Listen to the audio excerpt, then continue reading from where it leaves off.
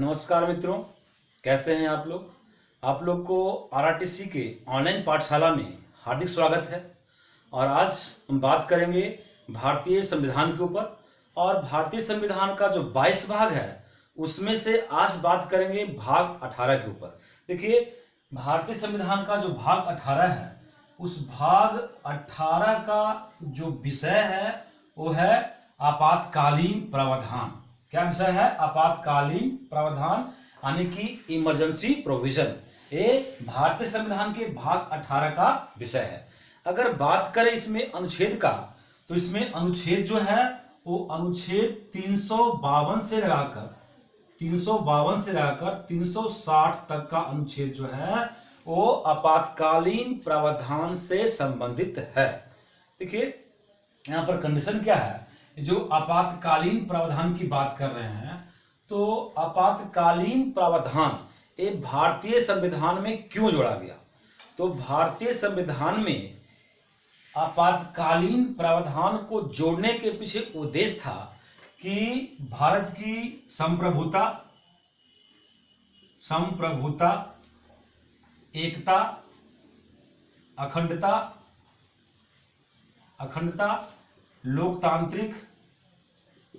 लोकतांत्रिक राजनैतिक व्यवस्था और संविधान को सुरक्षित रखा जाए। देश की संप्रभुता, एकता, अखंडता, लोकतांत्रिक राजनीतिक व्यवस्था और संविधान को सुरक्षित रखा जाए। इसी कारणों से, यानी कि इन्हीं उद्देश्यों से भारतीय संविधान में आपातकालीन प्रावधान को जोड़ा गया। अब देखिए, जैसे ही भारतीय संविधान में आपातकालीन प्रावधान को जोड़ा गया और जैसे ही भारत में आपातकाल की उद्घोषणा की जाती है, तो होता क्या है? देखिए, हमारे संविधान का दो स्वरूप है। एक स्वरूप है संघात्मक। क्या है? संघात्मक स्वरूप है, संघात्मक। और एक स्वरूप है एकात्मक। संघात्मक स्वरूप का मतलब हुआ कि जिसमें केंद्र और राज्य दोनों जगहों से शासन चलता है, उसे कहते हैं संघात्मक।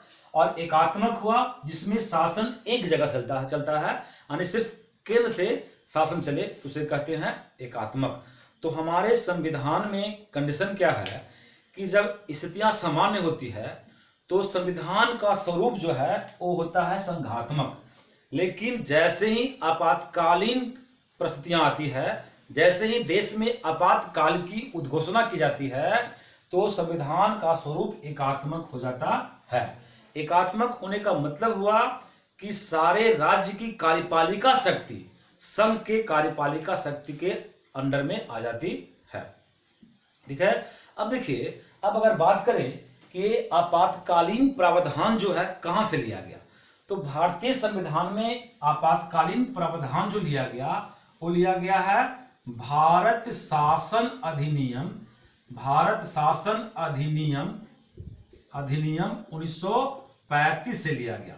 भारत शासन अधिनियम 1935 से भारतीय संविधान में आपातकालीन प्रावधान को लिया गया। वही भारत शासन अधिनियम 1935 जिसके बारे में पंडित नेहरू ने कहा था कि यह अनेक इंजनों वाली ब्रेक रहित गाड़ी है। अनेक इंजनों वाली ब्रेक रहित गाड़ी है। ये भारत शासन अधिनियम 1935 के बारे में पंडित जवाहरलाल नेहरू ने कहा था। और इसी अधिनियम से भारतीय संविधान में आपातकालीन प्रावधान को लिया गया। अब देखिए, जैसे ही हमारे देश में आपातकाल की उद्घोषणा की जाती है तो सारे मौलिक अधिकार निलंबित हो जाते हैं 2021 को छोड़कर। तो भारतीय संविधान में मूल अधिकार का जो चर्चा किया है, मूल अधिकार कहाँ है? भाग 3 में है। और भाग 3 में अनुच्छेद 12 से लेकर 35 तक चर्चा है मूल अधिकार का। और जैसे ही आपातकाल की घोषणा की जाती है तो मौलिक अधिकार निलंबित हो जाते हैं। और यह प्रावधान जो लिया गया है कि आपातकाल की उद्घोषणा के बाद मौलिक अधिकार के निलंबन संबंधी प्रावधान जो है वो लिया गया है जर्मनी के वाइमर संविधान से। जर्मनी के वाइमर संविधान से लिया गया है। क्लियर बात? देखिए, आपात उपबंध का प्रावधान के बारे में बात करते हैं कि जैसे ही हमारे देश में आपातकाल की उद्घोषणा होती है तो सरकार का यानी कि संविधान का जो संघात्मक स्वरूप है वो अपने आप बिना किसी औपचारिक संविधान संशोधन किए बिना ही उसका स्वरूप जो है एकात्मक हो जाता है। इसी कारण आपातकालीन प्रावधान के बारे में कहा गया कि यह भारतीय संविधान की अद्वितीय विशेषता है। ठीक है। और इसी के परिप्रेक्ष्य में संविधान सभा में डॉक्टर भीमराव अंबेडकर ने कहा था कि अमेरिका सहित सभी संघीय व्यवस्था वाले देश सभी संघीय व्यवस्था वाले देश एक कड़े स्वरूप को धारण करते हैं। किसी भी परिस्थिति में वे अपना स्वरूप और आकार को परिवर्तित नहीं करते हैं, क्योंकि जैसे हमारे देश में एक संघ और राज्यों का समूह है, उसी प्रकार अमेरिका की बात करें तो अमेरिका भी 50 राज्यों से मिलकर बना है। तो अमेरिका में ऐसा कभी नहीं होता है कि अगर वहां आपातकाल लागू कर दें तो राज्य की सारी कार्यपालिका शक्ति केंद्र के पास आ जाए, ऐसा नहीं होता है। परंतु भारतीय संविधान की यह विशेषता है कि यह समय और परिस्थिति के अनुसार एकात्मक और संघीय दोनों प्रकार का होता है। यानी कि सामान्य परिस्थिति में यह संघात्मक रूप धारण करता है और जैसे ही आपातकाल लगाया जाता है तो आपातकालीन प्रावधान के अंतर्गत ये क्या होता है कि इसका स्वरूप एकात्मक हो जाता है और यह एकात्मक स्वरूप में काम करना शुरू कर देता है। अब देखिए, इतना के बाद हम बात करते हैं कि आपातकाल जो है वो कितने प्रकार का लगता है। आपातकालीन प्रावधान के अंतर्गत हमारे देश में आपातकाल कितने तरह से लगता है। देखिए, ये जो आपातकाल है इसका चर्चा कहाँ किया गया है, अनुच्छेद 352 से लेकर 360 तक। तो इसके अंतर्गत जो है हमारे देश में 3 तरह से आपातकाल लगता है। ठीक है, आपातकाल 3 तरह से लगता है। पहला आपातकाल जो है उसे कहते हैं राष्ट्रीय आपात। क्या कहते हैं? राष्ट्रीय आपात कहते हैं। दूसरा आपात जो है उसे कहते हैं राज्य आपात, राज्य आपात या राष्ट्रपति शासन, राष्ट्रपति शासन। और तीसरा आपात जो है वो है वित्तीय आपात, वित्तीय आपात। राष्ट्रीय आपात, राज्य आपात या राष्ट्रपति शासन, और तीसरा है वित्तीय आपात। अब देखिए, राष्ट्रीय आपात जो लगता है वो अनुच्छेद 352 के तहत लगता है। अनुच्छेद 352 के तहत लगेगा राष्ट्रीय आपात। और राष्ट्रपति शासन या राज्य आपात जो है वो अनुच्छेद 356 के तहत लगता है और वित्तीय आपात जो है वो अनुच्छेद 360 के तहत लगता है।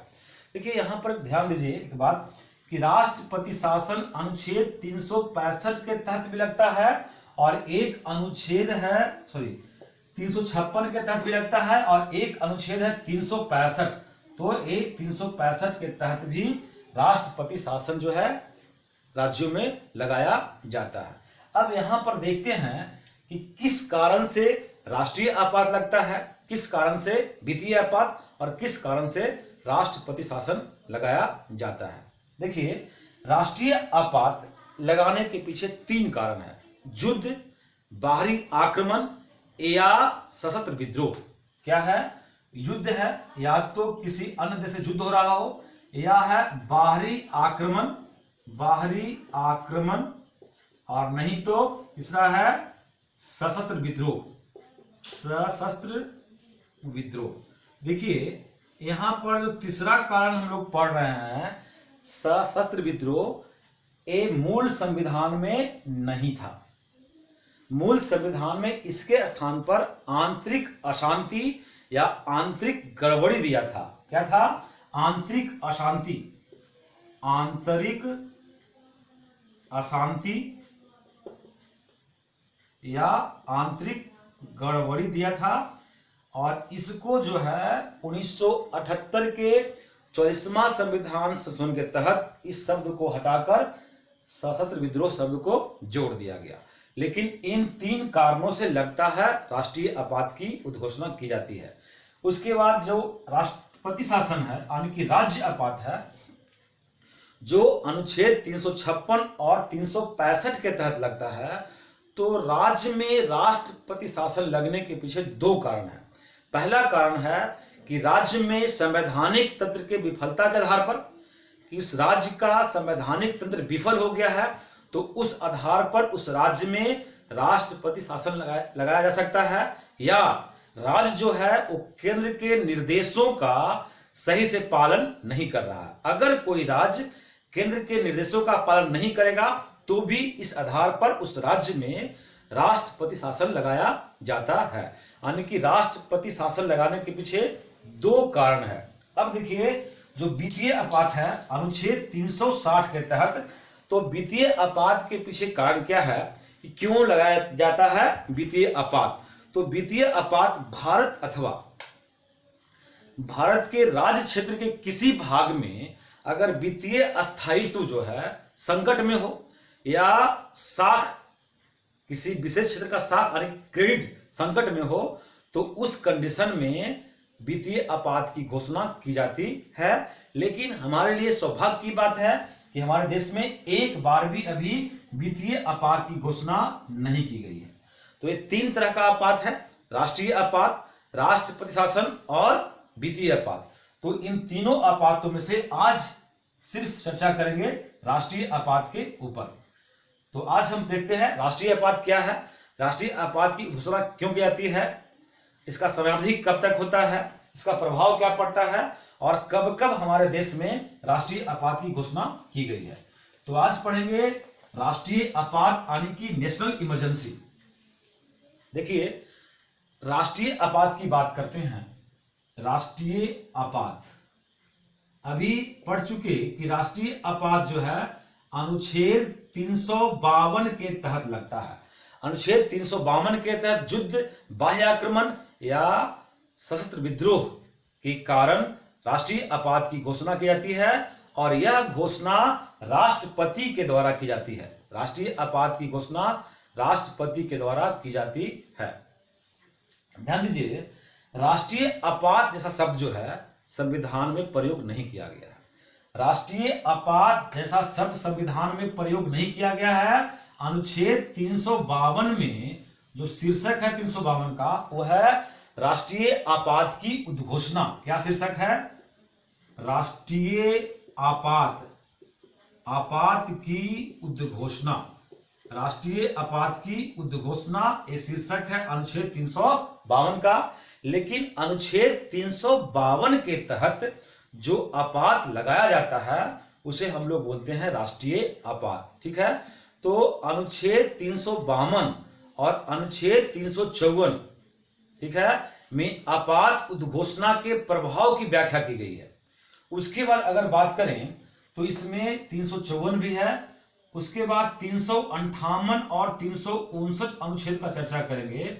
तो 358 और 359 नंबर का अनुच्छेद जो है वो राष्ट्रीय आपात के उद्घोषणा से मूल अधिकारों पर पड़ने वाले प्रभाव का वर्णन करता है। क्योंकि अभी बात किए थे कि जैसे ही हमारे देश में आपातकाल की घोषणा की जाती है तो अनुच्छेद 20 और 21 को छोड़कर सारे मौलिक अधिकार निलंबित हो जाते हैं।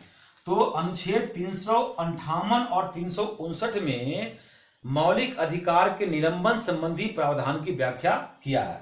ये मूल अधिकार जो है भारत के संविधान में मूल अधिकार का चर्चा भाग 3 में किया है, भाग 3 में किया है, और इसके लिए अनुच्छेद जो है 12 से लेकर 35 तक किया है। ठीक है, तो आपातकाल की उद्घोषणा के बाद सारे मौलिक अधिकार निलंबित हो जाते हैं, परंतु 20 और 21 को छोड़कर, क्योंकि अनुच्छेद 20 में है दोष सिद्धि के संबंध में संरक्षण, और अनुच्छेद 21 में है प्राण एवं दैहिक स्वतंत्रता का अधिकार। तो ये दोनों अधिकार रह जाता है, बाकी सारे अधिकार का निलंबन हो जाता है। तो इस निलंबन का जो अधिकार दिया गया इसका चर्चा है अनुच्छेद 358 और अनुच्छेद 359 में। ठीक है, अब आगे देखते हैं इसमें कि अनुच्छेद 352 का एक क्या कहता है।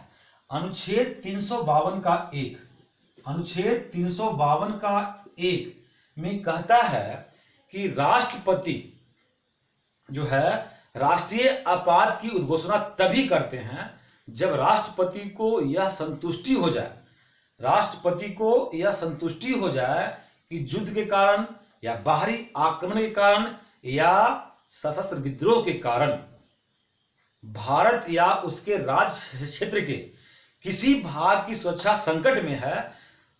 जब इस बात की संतुष्टि राष्ट्रपति को हो जाती है तब वे राष्ट्रीय आपात की उद्घोषणा करते हैं। अब देखिए, अगर राज्य क्षेत्र के किसी भाग में या संपूर्ण भारत में सुरक्षा संकट में हो, इस बात की संतुष्टि राष्ट्रपति को हो जाए, तो यहां पर जो राष्ट्रपति की संतुष्टि का बात कहा गया है, तो राष्ट्रपति की संतुष्टि का वास्तविक अर्थ क्या है? मंत्री परिषद की संतुष्टि, यानी कि सेटिस्फैक्शन ऑफ कैबिनेट। मंत्री परिषद संतुष्ट है तो राष्ट्रपति भी क्या है? संतुष्ट है। ठीक है। अब देखिए, मूल संविधान में आपात की उद्घोषणा का 3 आधार का वर्णन किया गया है: युद्ध, बाह्य आक्रमण और आंतरिक गड़बड़ी या आंतरिक अशांति। लेकिन 44वां संविधान संशोधन 1978 के द्वारा इसमें आंतरिक अशांति शब्दावली के स्थान पर सशस्त्र विद्रोह को जोड़ दिया गया है। ठीक है। अब यहां पर देखिए, अगर आपातकाल युद्ध या बाहरी आक्रमण के कारण होता है, युद्ध या बाहरी आक्रमण के कारण होता है, इसे कहते हैं बाह्य आपातकाल। अगर आपातकाल सशस्त्र विद्रोह के कारण होता है तो इसे कहेंगे आंतरिक आपातकाल। बात क्लियर है? आंतरिक आपातकाल। तो यहां पर देखिए, अब बात है कि क्यों आखिर 44वां संविधान संशोधन के तहत आखिर आंतरिक गड़बड़ी या आंतरिक अशांति शब्द को क्यों हटाया गया। देखिए, ये आंतरिक अशांति शब्द जो है ये बहुत ही अस्पष्ट था और विस्तृत अनुमान वाला था। इसी कारण जो है आंतरिक अशांति वाले शब्द को हटाकर वहां पर सशस्त्र विद्रोह जो है लगाया गया, क्योंकि आंतरिक अशांति के आधार पर ही 1975 में इंदिरा गांधी के नेतृत्व वाली कांग्रेस सरकार ने आपातकाल की घोषणा करवाया था। इसी कारण जो है सशस्त्र विद्रोह को जोड़ा गया आंतरिक अशांति के जगह पर। अब देखिए, अब यहां पर बात करते हैं कि राष्ट्रीय आपात की उद्घोषणा की प्रक्रिया क्या है। किस प्रक्रिया के तहत राष्ट्रपति जो है आपातकाल की उद्घोषणा करते हैं, यानी कि आपातकाल की उद्घोषणा की प्रक्रिया पर चर्चा करेंगे कि राष्ट्रीय आपात की प्रक्रिया क्या है। तो देखिए, अनुच्छेद 352 भारतीय संविधान के अनुच्छेद 352 के अंतर्गत राष्ट्रपति राष्ट्रीय आपातकाल की घोषणा केवल मंत्रिमंडल के लिखित सिफारिश प्राप्त होने पर ही करते हैं। अनुच्छेद 352 के तहत राष्ट्रपति राष्ट्रीय आपात की घोषणा केवल मंत्रिमंडल के लिखित सिफारिश पर ही करते हैं। इसका मतलब हुआ कि आपातकाल की घोषणा केवल मंत्रिमंडल के सहमति से ही हो सकती है, न कि मात्र प्रधानमंत्री की सलाह से। प्रधानमंत्री के सलाह से सिर्फ नहीं होगा, क्योंकि 1975 में प्रधानमंत्री जो इंदिरा गांधी थी ना, वो बिना मंत्रिमंडल के सलाह से राष्ट्रपति को आपातकाल की घोषणा करने की सलाह दे दी। और जब राष्ट्रपति आपातकाल की घोषणा कर दिए तो उसके बाद जो है इंदिरा गांधी अपने मंत्रिमंडल को इस उद्घोषणा के बारे में बतलाई थी। अब इसी से सीख लेते हुए क्या किया गया कि 1978 के 44वें संविधान संशोधन के तहत मंत्रिमंडल की लिखित सिफारिश वाली प्रावधान को जोड़ दिया गया कि राष्ट्रपति मंत्रिमंडल के लिखित सिफारिश पर ही राष्ट्रीय आपात की घोषणा करेंगे, क्योंकि केवल एक व्यक्ति की इच्छा से आप पूरे देश की नियति को निर्धारित नहीं कर सकते हैं। पूरे देश की नियति को निर्धारित नहीं कर सकते हैं, केवल प्रधानमंत्री के सिफारिश पर राष्ट्रीय आपात की घोषणा नहीं कर सकते हैं। अब यहाँ पर सवाल होता है कि अगर मान लिया जाए कि एक व्यक्ति की इच्छा पर नहीं करेंगे तो मंत्रिमंडल भी कुछ सीमित व्यक्तियों का एक समूह है, तो क्या मंत्रिमंडल के इच्छा पर राष्ट्रीय आपात की घोषणा की जा सकती है? उद्घोषणा तो की जा सकती है, परंतु वह लंबे समय तक चलेगा नहीं, जब तक कि वह संसद के दोनों सदनों से अनुमोदित न कर दिया जाए। अब देखिए यहां पर 1975 में क्या किया गया था। एक तो इंदिरा गांधी तीसरी बार इमरजेंसी लागू की थी, और 1975 में ही संविधान में 38वां संशोधन किया गया। 1975 में संविधान में 38वां संशोधन किया गया, और उसके तहत बात किया गया कि राष्ट्रीय आपातकाल की घोषणा को न्यायिक समीक्षा की परिधि से बाहर रखा जाए।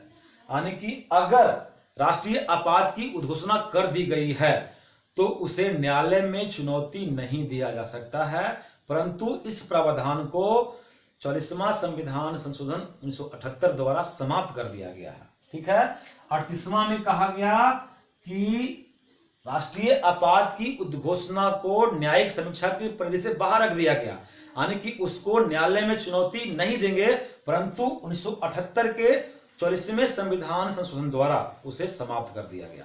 साथ में एक घटना है मिनर्वा मिल्स बनाम भारत संघ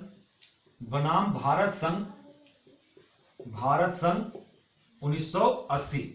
मिनर्वा मिल्स बनाम भारत संघ वाला मामला जो 1980 में आया, इसमें सुप्रीम कोर्ट ने कहा कि राष्ट्रीय आपातकाल की उद्घोषणा को न्यायालय में चुनौती दी जा सकती है अगर वह आपातकाल की उद्घोषणा जो है हठधर्मिता के आधार पर की गई है या विवेक शून्य है। कहने का मतलब है कि अगर राष्ट्रीय आपात की उद्घोषणा जबरदस्ती जो है बाय फोर्स करवाया गया है, तो उस तरह के राष्ट्रीय आपात की उद्घोषणा को न्यायालय में चुनौती दी जा सकती है। यह निर्णय सुप्रीम कोर्ट ने मिनर्वा मिल्स बनाम भारत संघ वाला मामला जो 80 में आया उसमें दिया था। देखिए इस तरह कितना घटना है, कितना केस है, इन सारे केसों के ऊपर वीडियो बनाया गया है। शंकरी प्रसाद हो, चंपकम दोराइलाल की मामला हो या गोलकनाथ की मामला हो, सारे मामला के ऊपर जो है वीडियो बनाया गया है, चाहे तो आप इसे देख सकते हैं। तो मिनर्वा मिल्स बनाम भारत संघ मामला में सुप्रीम कोर्ट ये आदेश दिया कि आपातकाल की उद्घोषणा को न्यायालय में चुनौती दी जा सकती है। अब देखिए ये जो आपातकाल की घोषणा होती है ये पूरे देश में होगा या किसी क्षेत्र विशेष में होगा, इसके बारे में मूल संविधान में लिखा हुआ नहीं था। ये 1976 में 42वां संविधान संशोधन जो करवाया गया उसमें बहुत सारा चीज जोड़ा गया है। उसमें एक चीज ये भी है कि 42वां संविधान संशोधन के तहत 76 में इस प्रावधान को जोड़ा गया कि राष्ट्रपति को अधिकार दिया गया कि वह आपातकाल की घोषणा चाहे तो पूरे भारत में लगा दे या किसी विशेष भाग में भी वो राष्ट्रीय आपात लगा सकते हैं। यह बात जो है 1976 के 42वां संविधान संशोधन में संविधान के अंतर्गत जोड़ा गया। अब देखिए अब यहां पर पढ़ेंगे कि उद्घोषणा जो होता है किसका, आपातकाल का, तो क्या आपातकाल का उद्घोषणा होने पे यानी कि मंत्रिमंडल की सिफारिश पे जब राष्ट्रपति आपातकाल की उद्घोषणा करते हैं तो वह आपातकाल कब तक चलेगा, उसका समयावधि क्या होगा, क्या किसी और से इसके बारे में निर्णय करना होगा, सलाह लेना होगा। तो उद्घोषणा का समयावधि और उसका अनुमोदन पढ़ते हैं, यानी कि उद्घोषणा का अनुमोदन, उद्घोषणा किसका घोषणा, आपातकाल की उद्घोषणा का अनुमोदन और समयावधि कितना समय तक रहेगा और अनुमोदन कहां से करवाना होगा। देखिए राष्ट्रपति द्वारा की गई घोषणा अगर मंत्रिमंडल के लिखित सिफारिश प्राप्त हुआ राष्ट्रपति को और राष्ट्रपति आपातकाल की उद्घोषणा कर देते हैं तो उस उद्घोषणा को संसद के दोनों सदनों द्वारा 1 माह के अंदर अनुमोदित होना आवश्यक है।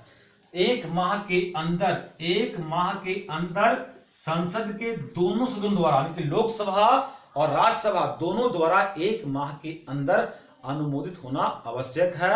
अर्थात ऐसी उद्घोषणा की बात करें तो संसद के अनुमोदन के बिना 1 माह तक चल सकती है। यानी कि राष्ट्रपति और मंत्रिमंडल मिलकर 1 माह तक जो है राष्ट्रीय आपात लगा सकते हैं, लेकिन 1 माह के बाद वैसा आपातकाल जो है स्वतः समाप्त हो जाएगा, जब तक कि संसद के दोनों सदनों से वह अनुमोदित ना हो जाए। यहां पर ध्यान देने वाली बात है कि संसद को जो 1 माह का समय दिया गया, मूल संविधान में 2 माह था, यानी कि 2 माह के अंदर उस उद्घोषणा को संसद से अनुमोदित होना जरूरी था। परंतु 1978 के 44वें संविधान संशोधन में इसे घटाकर 1 माह कर दिया गया। ध्यान दीजिएगा, संसद के अनुमोदित करने का समय 2 माह था पहले, लेकिन अब जो है 78 में किया गया संशोधन और इसे कर दिया गया 1 माह। ध्यान दीजिएगा, आपातकालीन प्रावधान में बहुत सारा संशोधन किया गया 1978 में, क्योंकि 1975 में जो आपातकाल की घोषणा किया गया था इंदिरा गांधी की सरकार के द्वारा, तो वो गलत तरीका से किया गया था। इसी कारण आपातकालीन प्रावधान में जो है बहुत सारा जो है संशोधन किया गया है। अब देखिए यहां पर जो बात करना है कि 1 माह का समय है आपको अनुमोदित कराने के लिए लोकसभा और राज्यसभा से। इसका अपवाद क्या है? इसका एक अपवाद भी है। क्या है अपवाद? देखिएगा, मान लिया जाए कि राष्ट्रीय आपातकाल की उद्घोषणा किया गया। आज तारीख है 20 अगस्त। 20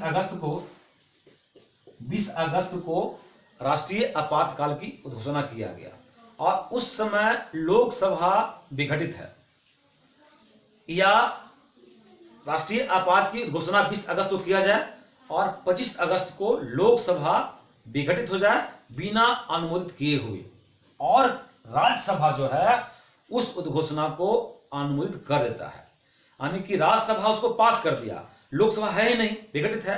तो इस कंडीशन में क्या होगा कि यह जो उद्घोषणा है राष्ट्रीय आपात का, वो 1 माह से आगे चलेगा, जब तक कि नई लोकसभा का पुनर्गठन न हो जाए तब तक। और नई लोकसभा के पुनर्गठन के पहली बैठक, जब पहली बैठक होगा नई लोकसभा का पहली बैठक, तो पहली बैठक के 30 दिन के अंदर जो है लोकसभा से उस उद्घोषणा को अनुमोदित करवाना होगा, यानी कि लोकसभा से पास करवाना होगा। नहीं तो 30 दिन के बाद वैसा उद्घोषणा आपातकाल स्वतः का होगा, समाप्त हो जाएगा। एक बात है।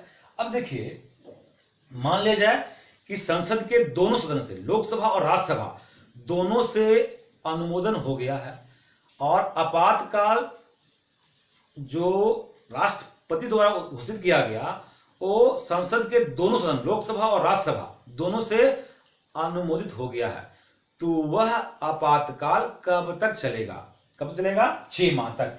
तो दोनों सदनों से अनुमोदित होने के बाद वह आपातकाल 6 माह तक चलता है, और 6 माह के बाद, प्रत्येक 6 माह के बाद संसद के दोनों सदनों द्वारा अनुमोदित कराने के बाद जो है यह आपातकाल अनंत काल तक चल सकता है, अनंत काल तक चल सकता है। प्रत्येक 6 माह के बाद संसद से अनुमोदित करवाना होगा।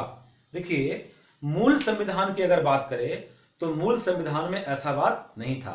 ये भी जोड़ा गया है 1978 के 44वें संविधान संशोधन से, क्योंकि मूल संविधान में क्या था कि अगर एक बार संसद राष्ट्रपति द्वारा आपातकाल की उद्घोषणा को अगर अनुमोदित कर दे तो उसके बाद जो है मंत्रिमंडल के इच्छा के अनुसार वह अनंत काल तक प्रभावी रह सकता था। लेकिन 78 में कह दिया गया 44वां संविधान संशोधन के तहत कि प्रत्येक 6 माह के बाद अब जो है संसद से अनुमोदित करवाना होगा, तब वह अनंत काल तक रहेगा। अब देखिए, एक कंडीशन और उठता है। मान लिया जाए कि राष्ट्रपति द्वारा किया गया आपातकाल की उद्घोषणा 6 माह के लिए किया गया संसद से अनुमोदन के बाद, लेकिन 6 माह के अंदर ही लोकसभा विघटित हो जाए और राज्यसभा क्या कर रहा है कि अगले 6 माह के लिए फिर इसको क्या कर दिया, अनुमोदित कर दिया। अब इस कंडीशन में चूंकि लोकसभा तो है ही नहीं, तो अगले 6 माह के लिए फिर कार्यरत है उद्घोषणा। लेकिन जैसे ही अगली लोकसभा का पुनर्गठन होगा, जैसे ही अगली लोकसभा का पुनर्गठन होगा, तो उसके पहली बैठक के 30 दिन के अंदर ही उस उद्घोषणा को फिर से अनुमोदित करवाना होगा लोकसभा से, अन्यथा 1 माह के बाद वह उद्घोषणा स्वतः समाप्त हो जाएगा। तो यहां पर भी टाइम मिल गया, 6 महीना बढ़ाने वाले टाइम में भी तो टाइम मिल रहा है लोकसभा के विघटित होने के बाद। अब देखिए, आपातकाल की उद्घोषणा अथवा इसका प्रस्ताव जो प्रत्येक 6 महीना बढ़ाने के बाद जो था, जो कि उस सदन के कुल सदस्यों के बहुमत था, उसमें जो किया गया। देखिए ध्यान दीजिएगा फिर से हम बात, अगर मान लिया जाए कि आपातकाल की उद्घोषणा को आप संसद द्वारा पास करवा रहे हैं, लोकसभा और राज्यसभा दोनों से, या तो 6 महीना के लिए और बढ़ा रहे हैं, तो ये बढ़ाने की प्रक्रिया हो या अनुमोदित करने की प्रक्रिया हो, यह संसद के विशेष बहुमत से होगा। विशेष बहुमत से होगा। पहले साधारण बहुमत से होता था, इसको भी 78 में 44वां संविधान संशोधन के तहत जोड़ा गया। अब विशेष बहुमत क्या है, ध्यान दीजिए, विशेष बहुमत क्या है। तो विशेष बहुमत है संसद के कुल सदस्यों का बहुमत, संसद के कुल सदस्यों का बहुमत तथा उपस्थित तथा मतदान करने वाले सदस्यों के 2/3 बहुमत।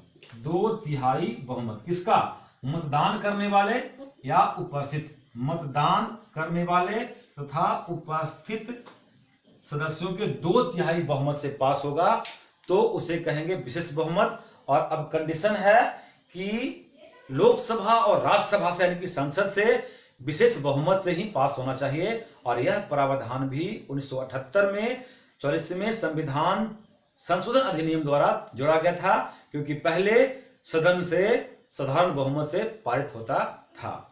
अब देखिए, ये जो उद्घोषणा किया गया राष्ट्रपति द्वारा, समयावधि देखे राष्ट्रीय आपात का। अब हम बात करते हैं कि राष्ट्रीय आपात हमारे देश में कब कब लागू हुआ, उसके बाद हम पढ़ेंगे इसको समाप्त कैसे करते हैं।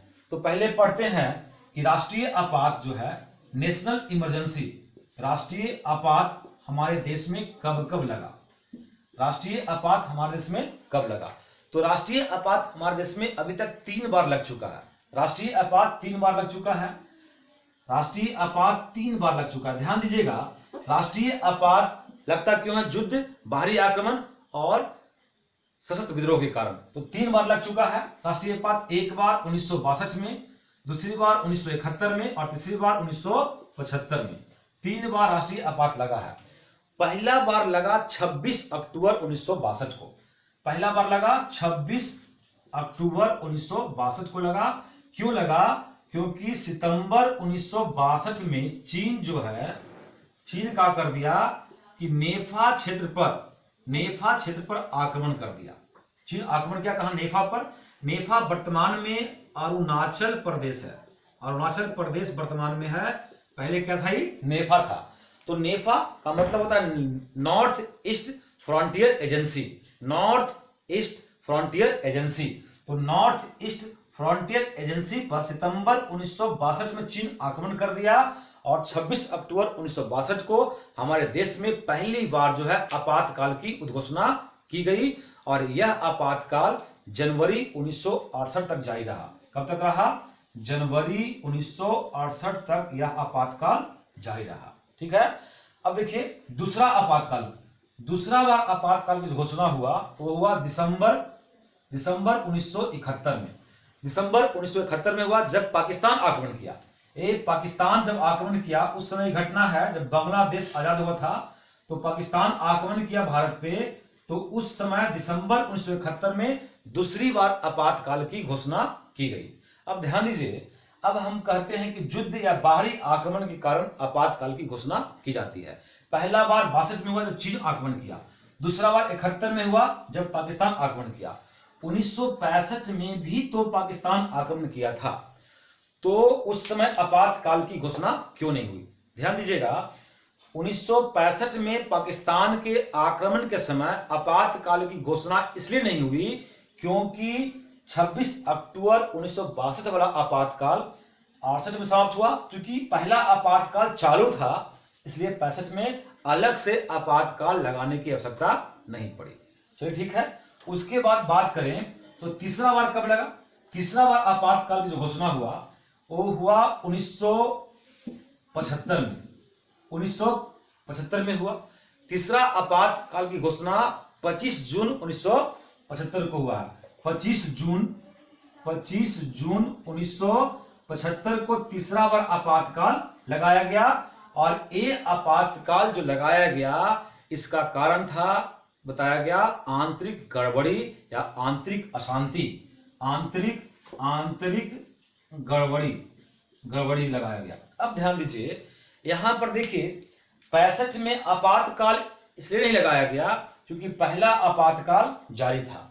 अब यहां पर देखिए, जो 71 में आपातकाल लगा है, दिसंबर 1971 में, वो समाप्त हुआ है मार्च 1977 में। जब दूसरा आपातकाल जारी था तो 75 में तीसरा आपातकाल लगाने की आवश्यकता क्यों पड़ी? तो इसमें कांग्रेस सरकार का तर्क था कि चूंकि पहला 2 आपातकाल बाह्य आपातकाल है और ये आंतरिक आपातकाल है, इसलिए यह आपातकाल लगाया गया। क्योंकि यह अलग तरह का आपातकाल है, इसलिए लगाया गया। और ये दोनों आपातकाल को जो है एक साथ समाप्त किया गया 21 मार्च 1977 को। 21 मार्च 1977 को दोनों आपातकाल को समाप्त किया गया। यहां पर देखिए, ये तीसरा आपातकाल की बात करें तो 1975 में जो घोषित आंतरिक आपातकाल हुआ, ये सबसे ज्यादा विवादास्पद सिद्ध हुआ। उस समय आपातकाल में अधिकारों का दुरुपयोग किया गया इंदिरा गांधी द्वारा, उसके विरुद्ध में व्यापक विरोध हुआ। आपातकाल के बाद जैसे ही 21 मार्च 1977 को दोनों आपातकाल जब समाप्त किया गया, तो आपातकाल की समाप्ति के बाद क्या हुआ कि कांग्रेस सरकार जो है गिर गया, यानी कि लोकसभा क्या हो गया, भंग हो गया। और आपातकाल के बाद 77 में हुए लोकसभा चुनाव में इंदिरा गांधी को पराजय हुआ। जब लोकसभा भंग किया गया और अगला सरकार का चुनाव हुआ, तो वहां पर इंदिरा गांधी के नेतृत्व में कांग्रेस सरकार को क्या हुआ, पराजय हुआ। और उसके बाद सरकार बना जनता पार्टी का। यानी याद कीजिएगा कि पहला बार देश में गैर कांग्रेस सरकार कब बना है, 1977 में मोरारजी देसाई के नेतृत्व में। जब जनता पार्टी का सरकार बना तो 1975 वाला जो आपातकाल है, उसका परिस्थिति को पता लगाने के लिए एक आयोग का गठन किया कि वो आपातकाल सही था या गलत था। इसलिए एक आयोग का गठन किया जिसका नाम था शाह आयोग। क्या नाम था? शाह आयोग। और इस शाह आयोग जो है बताया कि 1975 में लगाया गया आपातकाल तर्कसंगत नहीं है। इसी कारण 1978 में संविधान में 44वां संशोधन किया गया और आपातकालीन अधिकारों के दुरुपयोग को रोकने के लिए कई उपाय किए गए।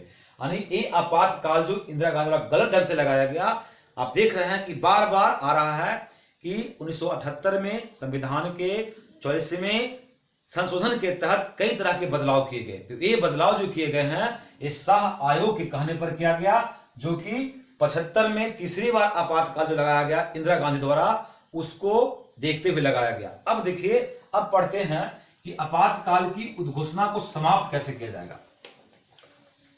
आपातकाल की उद्घोषणा को समाप्त कैसे करेंगे? उद्घोषणा की समाप्ति कैसे होगी?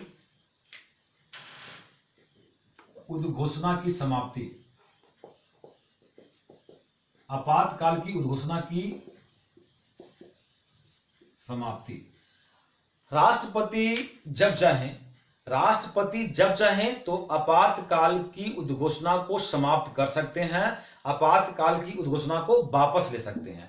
देखिए, जिस प्रकार आपातकाल को जारी करने के लिए संसद से अनुमोदन की आवश्यकता थी, लेकिन आपातकाल की उद्घोषणा को वापस लेने के लिए संसद से अनुमोदन की आवश्यकता नहीं पड़ती है। अनुच्छेद 352 4 और 5 क्या कहता है? देखिएगा, अनुच्छेद 352 का 4 और 5 खंड क्या कहता है? अनुच्छेद 352 का 4 और 5 में निर्धारित किया गया है समय सीमा, कि अगर समय सीमा के अंदर यदि दोनों सदनों के विशेष बहुमत से मूल उद्घोषणा या समय सीमा के विस्तार की उद्घोषणा का अनुमोदन नहीं कहता है, तो वह निर्धारित तिथि को वह स्वतः समाप्त हो जाएगी। क्लियर है बात? जैसे उद्घोषणा की समाप्ति राष्ट्रपति करेंगे बिना अनुमोदन के। दूसरी बात है कि अनुच्छेद 352 के 4 और 5 में लिखा है कि अगर उद्घोषणा, मूल उद्घोषणा या उसकी समयावधि को बढ़ाने वाली घोषणा को अगर संसद से अनुमोदित नहीं किया जाए तो वह स्वतः क्या हो जाएगा, समाप्त हो जाएगा। अब देखिए 1978 के 44वें संविधान संशोधन द्वारा यह एक नया प्रावधान जोड़ा गया कि यदि लोकसभा मूल घोषणा अथवा अवधि बढ़ाने वाली घोषणा के विरुद्ध कुल सदस्यों की संख्या का 1/10 सदस्य लोकसभा का 1/10 सदस्य अगर उस अनुमोदन के कारणों को राष्ट्रपति के पास लिखित सूचना या लोकसभा के अध्यक्ष, पहले लोकसभा अध्यक्ष को ही देगा, अगर लोकसभा का अध्यक्ष नहीं हो यानी कि लोकसभा का कार्यकाल नहीं चल रहा हो तो उस कंडीशन में लोकसभा के 1/10 सदस्य अगर लोकसभा के अध्यक्ष को या राष्ट्रपति को लिखित सूचना देती है तो ऐसी स्थिति में 14 दिन के अंदर लोकसभा में विशेष बैठक बुलाई जाती है और जिसमें इस संकल्प पर विचार होता है। लेकिन देखिए यहां पर एक कंडीशन है कि अगर लोकसभा और राज्यसभा द्वारा पारित कर दिया गया है उसके बाद लोकसभा के 1/10 सदस्य फिर से विचार करने की बात करते हैं तो फिर से विचार करने पर जो है लोकसभा द्वारा यह संकल्प पारित करने के लिए विशेष बहुमत की आवश्यकता नहीं होती है, उसे साधारण बहुमत से भी पास कर सकते हैं। ठीक है, अब देखते हैं आपातकाल की घोषणा की प्रभाव क्या है, इसका क्या प्रभाव पड़ता है। आपातकाल की घोषणा का प्रभाव क्या है, क्या प्रभाव है, ये क्या प्रभाव है। अनुच्छेद 353 क में स्पष्ट किया गया है कि अगर आपातकाल की घोषणा होती है तो केंद्र सरकार की कार्यपालिका शक्ति जो है उसका विस्तार हो जाता है और किसी राज्य सरकार को यह निर्देश देने के लिए काफी हो जाएगा कि वह अपनी कार्यपालिका शक्ति का प्रयोग किस प्रकार करे, यानी कि राज्य सरकार अपनी कार्यपालिका शक्ति का प्रयोग किस प्रकार करेगा इस पर नियंत्रण किसका होगा, संघ की कार्यपालिका शक्ति का। अतः यूं कहें तो आपातकाल की उद्घोषणा लागू होने के दौरान राज्य सरकार को केंद्र सरकार के निर्देशों के तहत शासन करना होगा। अनुच्छेद 353 का क के अनुसार आपातकाल की घोषणा के साथ जो है संसद को क्या होता है कि राज्य सूची के विषय पर कानून बनाने का अधिकार प्राप्त होता है। संविधान में 3 सूची है, संघ सूची, राज्य सूची और एक है समवर्ती सूची। लिस्ट है, सभी में कुछ विषय दिया गया है। संघ सूची के विषय पर कानून बनाने का अधिकार संसद को है, राज्य सूची के विषय पर कानून बनाने का अधिकार राज्य को है, समवर्ती पर दोनों का अधिकार है। लेकिन जैसे ही आपातकाल लागू होता है तो आपातकाल लागू होने पर अनुच्छेद 353 के क के तहत संसद को यह अधिकार प्राप्त होता है कि वह राज्य सूची के विषय पर भी कानून बनाए। ठीक है, और साथ में राष्ट्रपति को भी राज्य सूची के विषय पर अध्यादेश जारी करने की शक्ति प्राप्त होती है। अब देखिए बात यहां पर है कि अगर आपातकाल के दौरान संसद द्वारा राज्य सूची के विषय पर कानून बनाया गया तो यह कानून जो है कब तक प्रभावी रहेगा।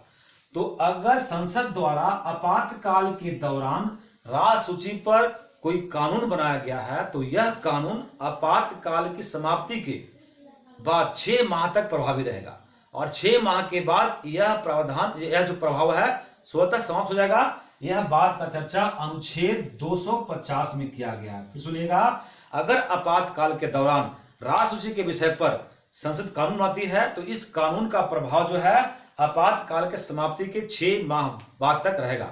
आपातकाल की समाप्ति के बाद 6 माह तक और रहेगा और 6 माह के बाद यह कानून स्वतः समाप्त हो जाएगा। इसका चर्चा अनुच्छेद 250 में दिया गया है। अब देखिए कि मान लिया जाए कि आपातकाल किसी क्षेत्र विशेष में लागू हुआ, मान लिया जाए कि बिहार में मगध जोन में लागू हुआ, मगध प्रमंडल में लागू हुआ, और अब क्या है कि अगर मगध प्रमंडल में ही आपातकाल लागू है तो भी राज्य सूची के विषय पर कानून बनाने का अधिकार संसद के पास है। इसका अर्थ हुआ कि अगर बिहार प्रभावित है आपातकाल से तो बाकी के राज्य पर भी प्रभाव पड़ेगा, यानी कि उन राज्यों पर भी राज्य सूची के विषय पर कानून बनाने का अधिकार किसके पास है, संसद को है। ठीक है, अब देखिए अनुच्छेद 354 क्या कहता है। अनुच्छेद 354 में क्या है इसमें क्या कहा है, अनुच्छेद 354 में कहा गया है कि राष्ट्रीय आपातकाल के उद्घोषणा के लागू होने पर राष्ट्रपति को अधिकार दिया गया है कि केंद्र और राज्यों के बीच जो करों का बंटवारा होता है, तो करों के बंटवारा से संबंधित जो कानून बनाया गया है उस कानून में संशोधन करने का अधिकार दिया गया है राष्ट्रपति को। अनुच्छेद 354 के अनुसार क्या दिया गया है, राष्ट्रीय आपातकाल की उद्घोषणा को लागू होने पर केंद्र और राज्य के बीच करों के बंटवारा से संबंधित जो कानून बनाया गया है उस कानून में संशोधन करने का अधिकार किसके पास है, राष्ट्रपति के पास है। ध्यान दीजिएगा, ऐसा संशोधन उस वित्त वर्ष की समाप्ति तक जारी रहेगा जिसमें आपातकाल समाप्त होता है। अगर मान लिया जाए कि अगस्त 2021 में आपातकाल समाप्त हो रहा है, तो राष्ट्रपति द्वारा जो केंद्र और राज्य के करों के बंटवारा से संबंधित जो कानून था उसमें जो संशोधन किया गया है तो उस वित्तीय वर्ष तक का रहेगा, वो प्रभावी रहेगा। ठीक है, अब देखिए क्या है, अनुच्छेद 354 का 2 क्या कहता है, खंड 2 क्या कहता है, उसमें कहता है कि अगर राष्ट्रपति केंद्र और राज्यों के बीच करों के बंटवारा संबंधी कानून में संशोधन करते हैं तो उसे यथाशीघ्र संसद के प्रत्येक सदन के समक्ष रखा जाएगा। खाली राष्ट्रपति से काम चलेगा, राष्ट्रपति को क्या करना होगा, संसद के दोनों सदनों के समक्ष उस बात को रखा जाएगा। आगे देखिए, कुछ अनुच्छेद और पढ़ना अलग से। इसे बात करें अनुच्छेद 82 का 2 यानी कि अनुच्छेद 82 का 2। देखिए अनुच्छेद 82 का 2 क्या कहता है, अनुच्छेद 82 का 2 क्या कहता है कि जब राष्ट्रीय आपातकाल की उद्घोषणा लागू है तब लोकसभा का कार्यकाल जो सामान्य कार्यकाल 5 वर्ष का है वो 1 वर्ष के लिए एक समय में बढ़ाया जा सकता है। और इस प्रावधान के तहत कार्यकाल कितने भी समय तक बढ़ाया जा सकता है। अब बात देखिए, जो इंदिरा गांधी बात की थी 75 में कि 71 वाला जो दूसरा आपातकाल चल रहा था और 77 तक चला, फिर भी 75 में आपातकाल क्यों लागू की, तो बताइए आंतरिक गड़बड़ी, आंतरिक अशांति, क्योंकि ये आंतरिक आपातकाल है और बाह्य आपातकाल था। लेकिन एक रीजन और था, क्योंकि संविधान में इस बात की व्याख्या की गई है अनुच्छेद 83 के 2 में, 83 के 2 में इस बात की व्याख्या की गई है कि एक बार अगर राष्ट्रीय आपात लागू होता है तो एक बार में लोकसभा की कार्यकाल 1 वर्ष के लिए बढ़ा दी जाती है। हो सकता है कि पहले 71 में लागू हुआ आपातकाल तो 1 वर्ष के लिए बढ़ा, फिर लगा दी 75 में, फिर 1 वर्ष के लिए बढ़ गया होगा, इसके लिए लगाई होगी। तो सच्चाई ये भी हो सकता है कि आपातकाल इसलिए लगाया गया तीसरी बार कि उसकी लोकसभा कार्यकाल 1 वर्ष के लिए बढ़ाया जाए। लेकिन देखिए, ये विस्तार जो किया जाता है लोकसभा कार्यकाल का, जैसे ही आपातकाल समाप्त होता है तो समाप्ति के 6 माह से ज्यादा नहीं चलेगा। 6 माह के बाद अगर कार्यकाल लोकसभा का राष्ट्रपति द्वारा दिया गया जो उद्घोषणा है आपातकाल का वो समाप्त हो रहा है तो 6 माह के बाद उस लोकसभा का कार्यकाल भी समाप्त हो जाएगा। यहां पर ध्यान दीजिएगा, 5वीं लोकसभा की बात कर रहे हैं, 5वीं लोकसभा। देखिए 5वीं लोकसभा का कार्यकाल जो था वो था 1971 से 76, लेकिन चला 77 तक। ये 5वीं लोकसभा का कार्यकाल जो है 18 मार्च 1976 को समाप्त हो गया था। कब? 18 मार्च 1976 को समाप्त होना था। चूंकि 71 में आपातकाल की घोषणा किया गया पाकिस्तान के आक्रमण के कारण, इसलिए कार्यकाल को कर दिया गया 18 मार्च 1977। ठीक है, और फिर पुनः 1975 में आपातकाल की घोषणा किया गया, इसलिए इसका कार्यकाल बढ़ा कर दिया गया 18 मार्च 1978। यानी कि 2 बार आपातकाल की घोषणा उस कार्यकाल में हुआ, तो 2 साल के लिए समय बढ़ा। तो 2 साल के लिए समय बढ़ा, लेकिन हुआ क्या कि 1977 में, मार्च 1977 में ही दोनों आपातकाल, दूसरा और तीसरा दोनों आपातकाल, 71 वाला 75 वाला, दोनों आपातकाल को समाप्त कर दिया गया। इसलिए 77 में ही सरकार जो है लोकसभा का कार्यकाल समाप्त हो गया और यह कार्यकाल जो है 5 वर्ष 10 माह 6 दिन में चला। 5 वर्ष 10 माह 6 दिन का कार्यकाल रहा 5वीं लोकसभा का, और 5 वर्ष 10 माह 6 दिन के विस्तार के बाद 18 जनवरी 1977 को, 18 जनवरी, देखिए 18 मार्च भी पार नहीं किया, 18 जनवरी 1977 को, 18 जनवरी 1977 को सरकार का हो गया, गिर गया, यानी कि लोकसभा विघटित कर दिया गया। क्लियर है बात। अब देखिए प्रभाव था जो, अब इस प्रभाव में देखते हैं कि अब और क्या प्रभाव पड़ता है राष्ट्रीय आपात की उद्घोषणा का, और क्या प्रभाव है, और प्रभाव का वर्णन है अनुच्छेद 358 और 359 में। पहले ही बात किए हैं, 358 और 359 में इस बात का जिक्र किया गया है कि जब आपातकाल लागू होता है तो मौलिक अधिकार पर क्या प्रभाव पड़ता है, इस बात का जिक्र किया गया अनुच्छेद 358 और 359 में। लेकिन अगर बात करें 358 का, तो 358 और 359 में क्या फर्क है, क्या अंतर है, तो अनुच्छेद 358 का संबंध अनुच्छेद 19 से है, सिर्फ अनुच्छेद 19 से है। अनुच्छेद 19 में 6 प्रकार के मौलिक अधिकार दिए गए हैं, और 6 प्रकार के मौलिक अधिकार का निलंबन जो है अनुच्छेद 358 के तहत होता है राष्ट्रीय आपात लागू होने पर। लेकिन यहां पर एक जो है शर्त है, अगर राष्ट्रीय आपात बाह्य आपात है, यानी कि बाह्य आपातकाल है, तो ही अनुच्छेद 19 का 6 अधिकार जो है समाप्त होंगे। अगर जो है आपातकाल आंतरिक आपातकाल है तो मौलिक अधिकार का अनुच्छेद 19 वाला 6 अधिकार जो है समाप्त नहीं होगा। उसके बाद अनुच्छेद 359 का जो संबंध है वो अन्य मौलिक अधिकारों से है, वट अनुच्छेद 20 और 21 को छोड़कर, क्योंकि अनुच्छेद 359 जो है वो कहता है कि आपातकाल की घोषणा के बाद सारे मौलिक अधिकार निलंबित हो जाते हैं 20 और 21 को छोड़कर। 20 में है 2 सिद्धि के संबंध में संरक्षण, और 21 में है प्राण एवं दैहिक स्वतंत्रता का अधिकार। अब देखिए 358 अनुच्छेद 358 के अनुसार यदि राष्ट्रीय आपातकाल की घोषणा की जाती है तो अनुच्छेद 19 के अंतर्गत दिए गए 6 मौलिक अधिकार जो हैं कब निलंबित होंगे, जब युद्ध या बाहरी आक्रमण से, यानी कि बाह्य आपातकाल हो तब। अगर आपातकाल की घोषणा आंतरिक आपातकाल है, यानी कि सशस्त्र विद्रोह के कारण आपातकाल हुआ है, तो उस कंडीशन में अनुच्छेद 19 का 6 मौलिक अधिकार निलंबित नहीं होंगे। इस बात को भी 1978 के 40वां संविधान संशोधन में जोड़ा गया है। अब देखिए आगे बात करें तो अनुच्छेद 359 ये जो राष्ट्रपति को देता है अधिकार कि आपातकाल के दौरान मूल अधिकारों को अनुच्छेद 20 और 21 को छोड़कर निलंबन की शक्ति प्रदान करता है। इसमें क्या है, यहाँ 19 का सभी 6 का 6 अधिकार का होगा, निलंबन हो जाएगा। लेकिन अनुच्छेद 359 के तहत राष्ट्रपति को अधिकार है कि अनुच्छेद 20 और 21 को छोड़कर जो बाकी के मौलिक अधिकार हैं वो अधिकार कितना क्षमता में कितना अधिकार जो है समाप्त होगा, कहां कहां समाप्त होगा, कहां कहां जारी रहेगा, ऐसा अधिकार देता है राष्ट्रपति को अनुच्छेद 359।